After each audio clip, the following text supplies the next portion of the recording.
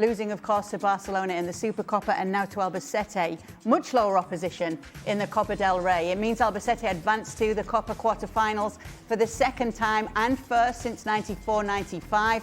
Real Madrid eliminated by lower league opposition for the first time since the 2021 season. That was against Alcoyano.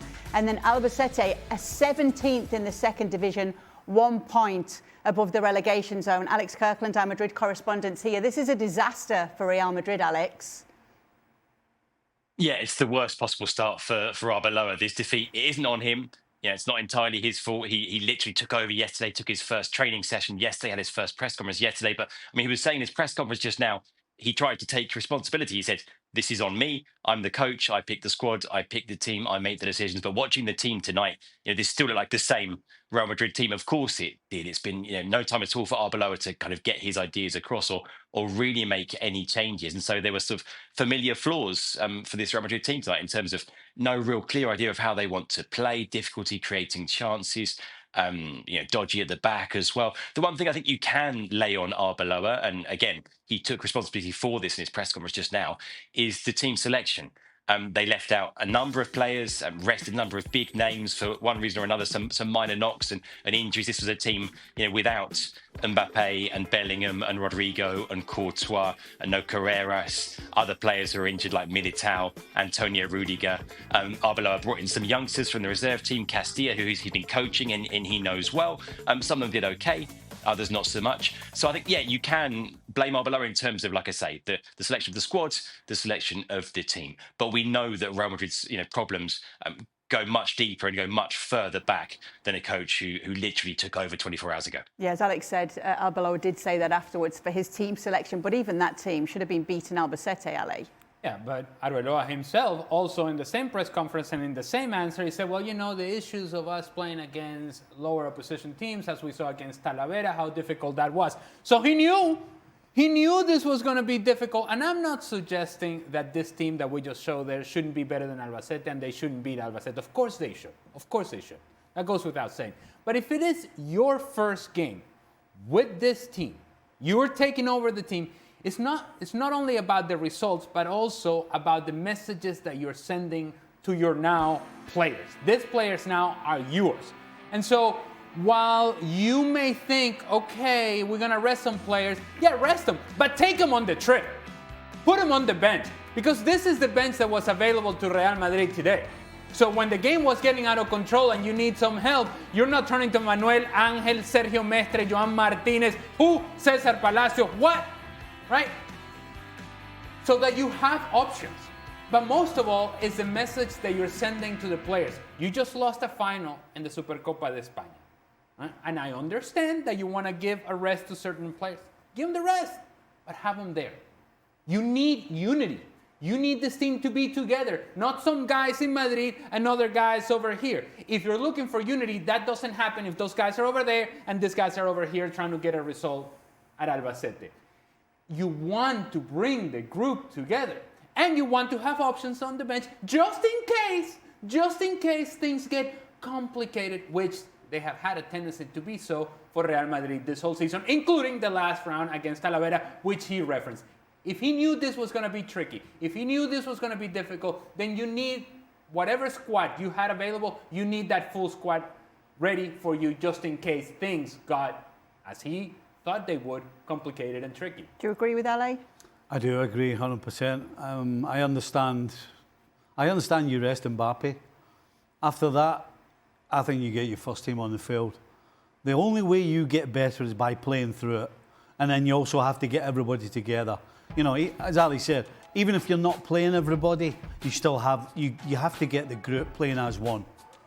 Regardless of the star names, whatever it is, a group of players, when they step on the field, regardless of the opposition, have to play together and for each other. And that didn't happen tonight, that's for sure. And that kind of tells you that the whole dressing room isn't playing together or for each other. But you have to win the game. And to win the game, play your players, except Mbappe, win the game, and then you take them off. Then you can make 5 changes.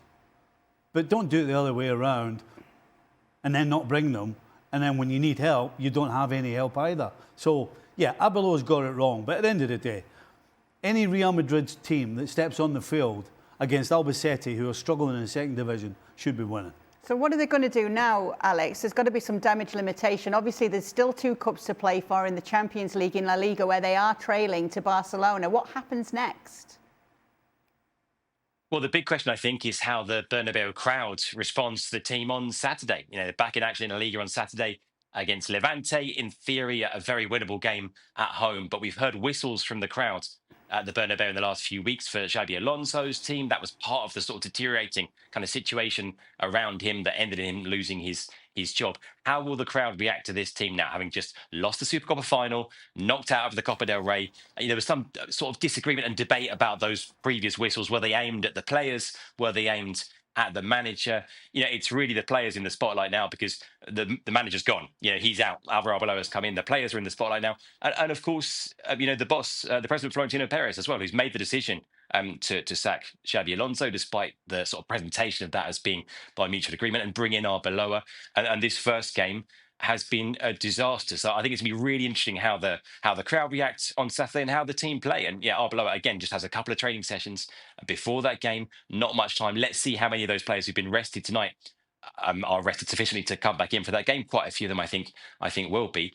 And what will we see? Will we see radical changes in terms of the team's shape, the team's selection, the style? Will we see improvements? Will it be more of the same? Because I think part of the thinking in terms of getting rid of Alonso was that we've still got all these trophies up for grabs. We've still got La Liga, Champions League, Copa del Rey. Well, one of those is gone now, and so now it's only 2 left. And yet in the league title race, they can't afford to drop many more points because Barcelona, could be before too long out of reach. Yeah, you only have, as we all know, one chance to make the first impression, and this was the first impression. It's Arbeloa standing by himself in the silence, watching his team lose to Albacete. That lingers. This job for Real Madrid is difficult in the best of circumstances. You make it harder for yourself by the decisions that you made in keeping some of these players out. And now you are going into this first match against Levante at Santiago Bernabeu, a match that you should win, but you are already playing with essentially a handicap. You're already trailing in the perception of the fans. You haven't even shown up to the stadium, and you're already trailing. And that's no way to start your cycle with Real Madrid. Again, I thought that the most important game of the season for Álvaro Arbeloa would be tonight. Tonight. Never mind the trophies that were available or not available, or what they're competing for or not competing for. Tonight was the most important game.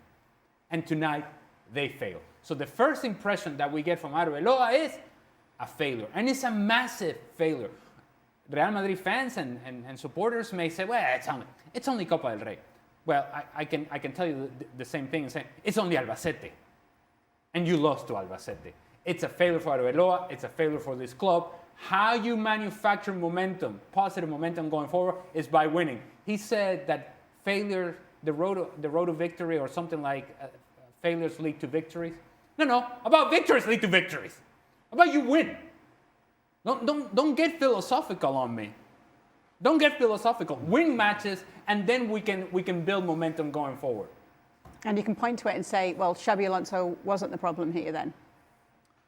No, I think he's definitely was part of the problem. But not the whole problem. Oh no, not at all. And listen, if I was to say anything to Arbeloa, I would say, forget about the tactical side of the game. Get the team together. Bring the team together. And then you can start working on other things. Because if the team isn't playing for each other, then all the tactics in the world isn't going to cut it when it comes to the important moments in a game, when the extra yard needs to be run, or when somebody needs to cover their mate. It's about togetherness. You can have average players, but if they're together, they become hard to beat. They get on a run winning games. They're running for each other. I mean, I can't. You should never underestimate the importance of one unit and everybody together. And if you've got the ability that Real Madrid have, if you can get them all together, that ability will start flourishing, and we'll see all of that. So if I'm Arbeloa, I wouldn't get carried away with all this, try to change tactics and try to look different. Win the game. He doesn't Win he the don't- game. And Stevie, he doesn't have the time to be focusing on tactics. The game is Saturday. What will those bigger players that were not taken be thinking here? What do you think? I'm glad they never went. Would they be okay to have been left out of this game? Well, I hope not. I hope not, but I don't know. I don't know. Does it hurt? I don't know. And I think there's a question that perhaps the Real Madrid fans are asking themselves. Does it really hurt? Does it hurt that you're out of the Copa del Rey against Albacete? It should. It certainly should, particularly when you lost on the weekend against Barcelona in a final. You would think that the first priority would be, we have to win. We have to win. We have to build momentum. We just lost a trophy. We have to win. And yet that didn't seem to be the case today. How many do you think are looking in the mirror blaming themselves?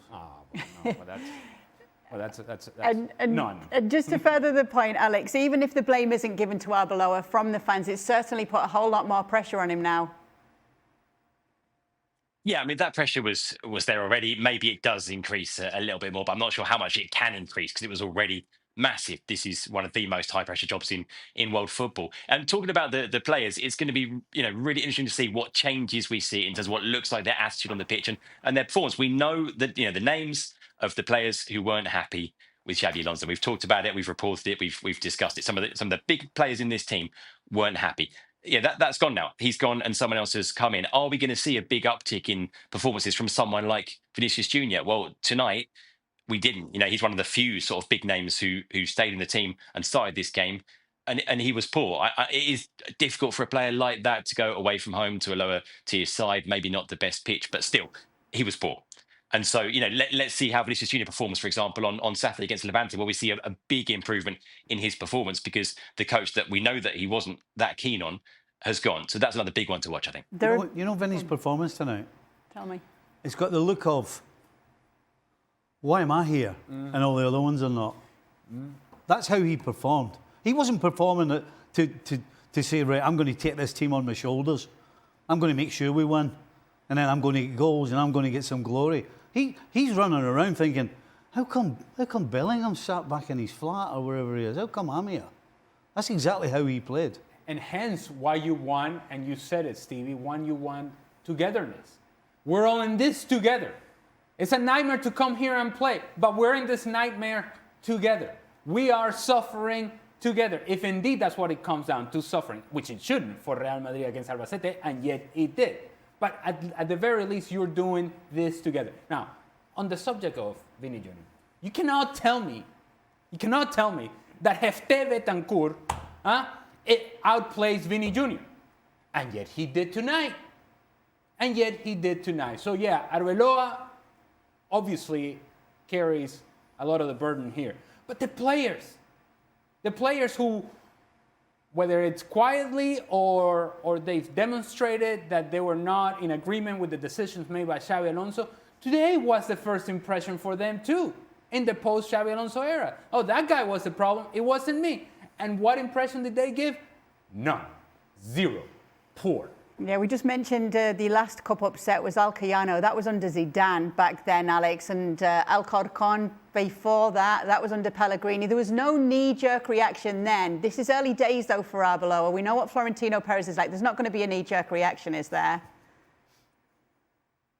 Well, look, never say never, because I didn't think Xabi Alonso would be sacked on Monday either. But no, look, Arbeloa, the club really believe in Arbeloa, and the president believes in Arbeloa. They've got a lot of faith in him. Zidane is one example of a reserve team coach who stepped up midway through the season when the previous coach failed, turned it around, and that turned out, in the best case scenario. Zidane won the Champions League and then won it twice more in the following seasons. Other times it hasn't worked out. We saw Santi Solari promoted at Real Madrid from the reserve team coach as well to take over mid-season when a coach hadn't worked out in Lopetegui. That didn't work. And Solari, didn't make it. I think he took over in October, lasted till March, didn't make it to the end of the season. So there are two recent examples there of coaches who've stepped in mid-season at Real Madrid. One worked out in the best possible way and another didn't. But no, in terms of Arbeloa, like I say, at the club, there is a lot of faith in him as a coach, even if he is, of course, totally unproven at the highest level. Yes, well, we'll get another look at him, it would seem, on Saturday morning. Thank you, Alex, for being with us on this latest edition of ESPN FC. Make sure to set your alarms for Saturday morning because Real Madrid take on Levante at 8 a.m. for kickoff, but we will be with you with all the build-up and all the news and all the drama and gossip from 7:30 a.m. Eastern. Be sure to be with us for all the build-up. On Sunday, Real Sociedad will face Barcelona and Atleti will take on Alaves.